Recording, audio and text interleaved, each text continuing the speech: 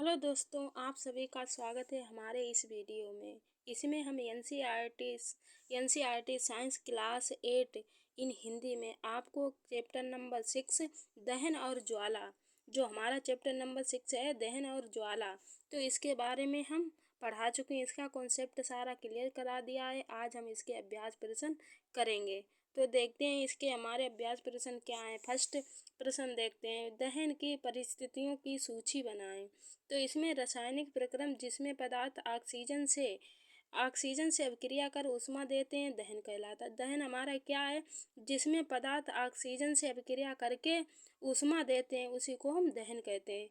जिस पदार्थ का दहन होता है उसे दाह कहलाती है। जैसे जो पदार्थ हमारा जलता है, जैसे लकड़ी जलती है तो उसी को हम दाह कहेंगे।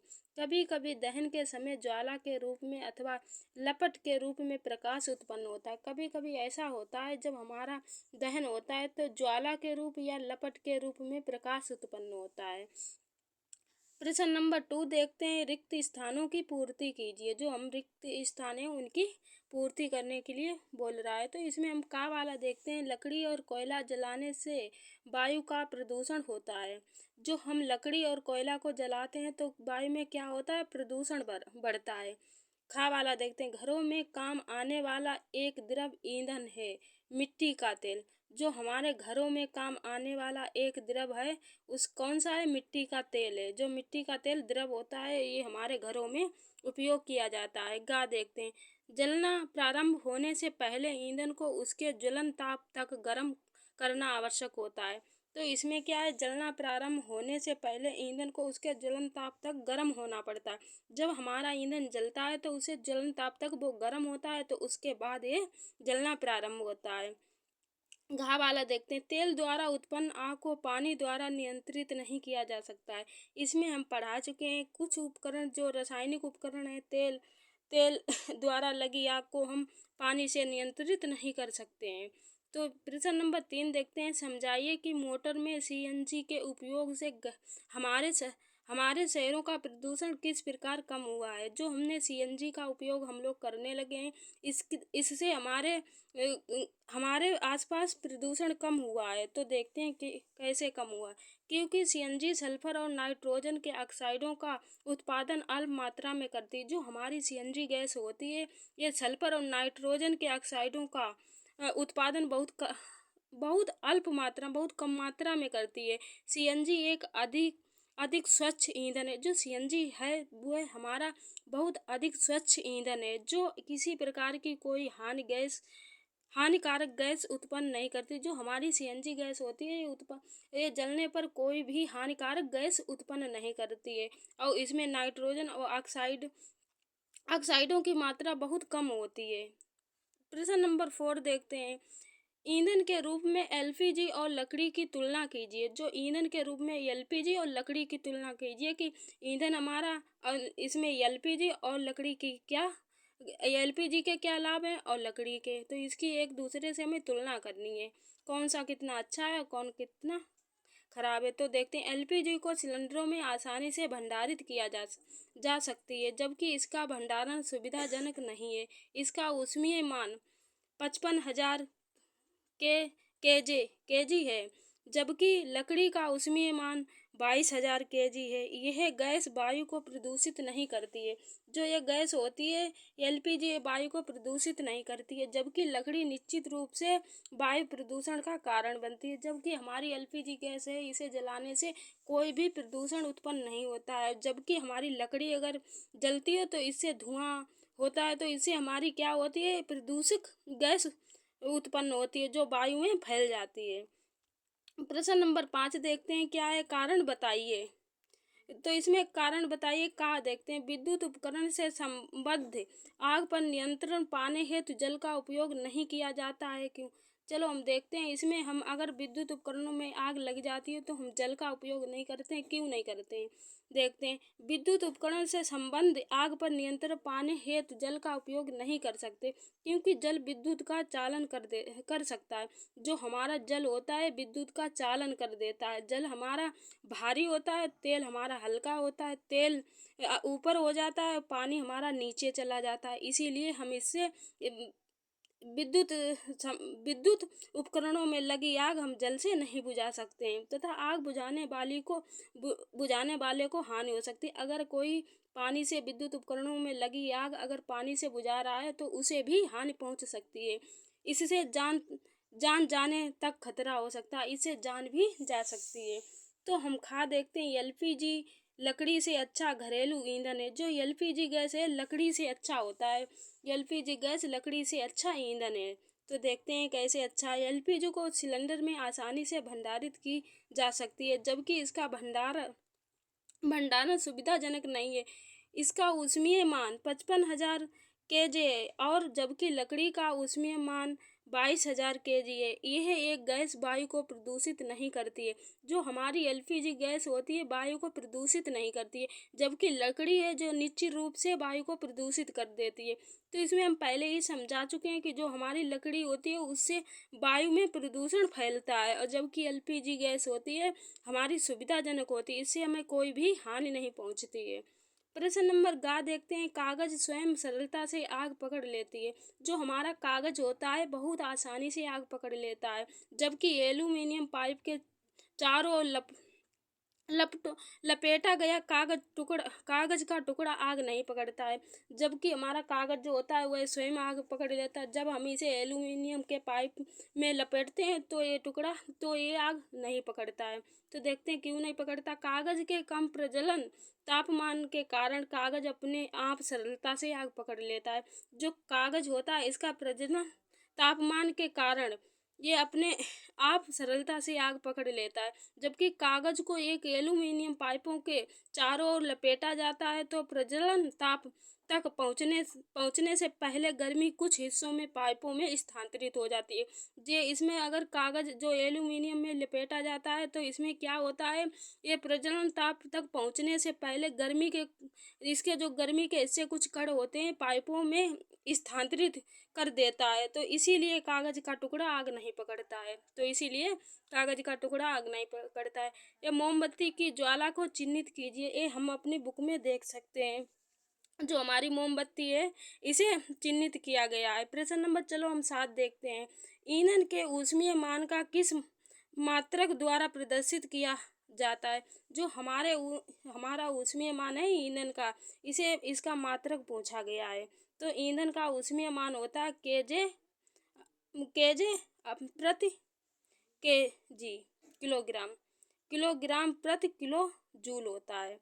तो प्रश्न नंबर 8 देखते हैं। समझाइए कि CO2 किस प्रकार आग को नियंत्रित करती है। जो हमारी कार्बन डाइऑक्साइड गैस होती है किस प्रकार आग को नियंत्रित करती है। जो हमारे विद्युत उपकरणों जैसे पेट्रोल में लगी आग को। तो देखते हैं विद्युत उपकरणों को पेट्रोल जैसे ज्वलनशील पदार्थों में लगी आग के लिए हमें कार्बन डाइऑक्साइड CO2 सबसे अच्छा अग्निशामक है। जो हमारे विद्युत उपकरणों में आग लग जाती है तो इसके लिए हमें CO2 गैस बहुत अच्छी होती है। ऑक्सीजन से भरी होने के कारण CO2 आग को कंबल की तरह लपेट लेती है। जो हमारी CO2 गैस होती है ये आग को कंबल की तरह लपेट लेती है। इससे ईंधन और ऑक्सीजन के बीच संपर्क टूट जाता है। जो हमारा ईंधन जल रहा है और ऑक्सीजन के बीच मतलब संबंध को तोड़ देती है, इसीलिए इससे नियंत्रण पा सकता है। आग पर नियंत्रण हो जाता है। CO2 की आंतरिक लाभ यह है कि सामान्यतः यह विद्युत उपकरणों को कोई हानि नहीं पहुंचाता। जो हमारा CO2 होता है किसी विद्युत उपकरणों को भी हानि नहीं पहुंचाता है और विद्युत उपकरणों में लगी आग को बहुत आसानी से बुझा देता है। प्रश्न नंबर 9 देखते हैं। हमारा क्या है। हरी पत्तियों के ढेरों को जलाना कठिन होता है परंतु सूखी पत्तियों में आग आसानी से लग जाती है। तो देखते हैं जब हमारी हरी पत्ती होती है तो उसमें आग नहीं लगती है जल्दी से, और अगर हमारी सूखी पत्तियां हैं तो उसमें आग बहुत आसानी से लग जाती है। इसका क्या कारण हुआ है। तो हम देखते हैं हरी पत्तियों के ढेर को जलाना कठिन होता है। जो हमारी हरी पत्तियां होती हैं उनको जलाना बहुत कठिन होता है। क्यों, परंतु सूखी पत्तियों में आग आसानी से लग जाती है क्योंकि हरी पत्तियों में नमी की मात्रा बहुत अधिक होती है। जो हमारी हरी पत्तियां होती हैं उनमें नमी की मात्रा बहुत अधिक होती है और हरी पत्तियों के ढेरों में ऑक्सीजन की मात्रा, इसमें नमी की मात्रा अधिक होती है और ऑक्सीजन की मात्रा बहुत कम होती है। परंतु सूखी पत्तियों में नमी की मात्रा कम होती है और ऑक्सीजन की मात्रा बहुत अधिक होती है, इसीलिए सूखी पत्तियां हमारी जलने लगती हैं और हरी पत्तियां जो होती हैं वो नहीं आग पकड़ती हैं। प्रश्न नंबर 10 देखते हैं हमारा क्या है। 10, सोने और चांदी को पिघलाने के लिए स्वर्णकार ज्वाला के किस क्षेत्र का उपयोग करते हैं और क्यों?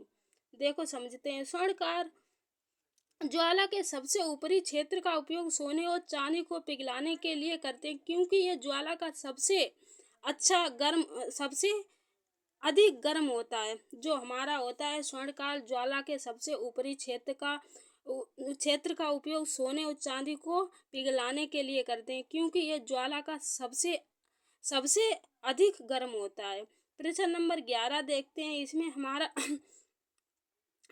हमारा प्रश्न क्या है। एक प्रयोग 5.2 किलोग्राम किलोग्राम ईंधन का पूर्णतः दहन किया जाता है। उत्पन्न ऊष्मा का मान 1,80,000 केजे था। ईंधन का ऊष्मीय मान परिकल्पित कीजिए। तो इसमें हम इसका सॉल्यूशन देखते हैं। ईंधन का द्रव्यमान दिया गया है 5 केजी और उत्पन्न ऊष्मा का मान दिया गया है 1,80,000 केजे। तो अब हम ईंधन का ऊष्मीय मान बराबर उत्पन्न ऊष्मा का मान बटे द्रव्यमान। तो इसका हम सॉल्यूशन देखते हैं, इसे हल करते हैं। हम पहले 1,80,000 केजी रखे हैं, अपान में 5.4 केजी रखते हैं। तो इसे हम अगर सोल्व करते हैं, इसमें हमारा 40,000 किलोग्राम प्रति 40,000 केजी आता है। इसे अब देखते हैं प्रश्न नंबर 12। क्या जंग लगने के प्रक्रम को दहन कहा जा सकता है? विवेचन कीजिए। नहीं, जंग लगने के प्रक्रम को हम दहन नहीं कह सकते। जो हमारी जंग लगती है उसे हम दहन नहीं कह सकते हैं, क्योंकि जब लोहे को नमी युक्त वायु में रखा जाता है तो ये जलीय आयरन ऑक्साइड ऑक्सीजन की परत से ढक जाता है। जो हमारा लोहा होता है इसे वायु नमी में रखा जाता है तो ये जलीय आयरन ऑक्सीजन की परत से आयरन और ऑक्सीजन की परत से ढक जाता है। इस प्रक्रम जंग लगना कहलाता है। इस प्रक्रम को हम क्या कहते हैं? जंग लगना कहते हैं। और परत को जंग कहते हैं। जो परत वो आयरन और ऑक्सीजन की होती है उसको हम जंग कहते हैं। रासायनिक जंग आयरन ऑक्साइड का जलीय रूप है, अर्थात Fe2O3 गुणे H2O जल हमारा ये भूरे रंग का होता है। ये जो हमारा होता है क्या इसका रंग भूरा होता है। जंग लगना एक ऑक्सीजन की अभिक्रिया है। जो जंग हमारी लगती है ऑक्सीजन से अभिक्रिया कर ले, इसे नमी में रखा जाता है और ये ऑक्सीजन के साथ अभिक्रिया भी कर लेता है, इसीलिए इसमें जंग लग जाती है। तो इसकी रासायनिक अभिक्रिया है Fe2O3 गुणे H2O और फिर Fe2O3 गुणे H2O। अब देखते हैं प्रश्न नंबर हमारा 13 है।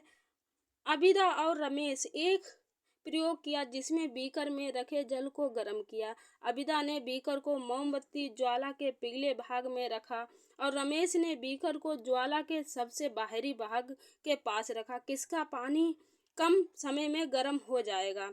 तो हम देखते हैं किसका पानी कम समय लगेगा और गर्म हो जाएगा। तो देखते हैं ज्वाला का बाहरी भाग गर्म होने के कारण रमेश का पानी कम समय में गर्म हो जाएगा। जो रमेश है रमेश का पानी बहुत जल्दी गर्म हो जाएगा। तो क्या देखते हैं ज्वाला का बाहरी भाग गर्म होने के जो ज्वाला होती है उसका बाहरी भाग बहुत ज़्यादा गर्म होता है, इसीलिए रमेश का पानी जल्दी गर्म हो जाएगा और अबिदा के पानी को गर्म होने में देर लगेगी। तो यहाँ पे हमारे सारे अभ्यास प्रश्न समाप्त होते हैं। चलो मिलते हैं नेक्स्ट वीडियो और न्यू टॉपिक।